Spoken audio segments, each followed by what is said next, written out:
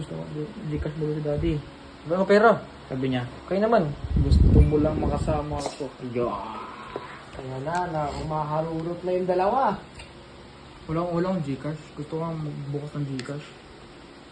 O, ilan yan? Bagong phone ah. Pakita mo. Ilan yan? Dalawa. Okay, ano nga sabi mo kay mami at kay daddy? So far, thank you so much po dahil hindi niyo po kami pinabayaan hanggang ngayon. Ayan, post mo.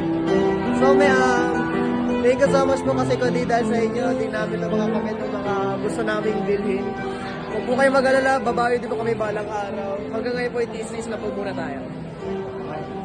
Ikaw, Dave. Okay, yun lang. Thank you ulit po, Miss.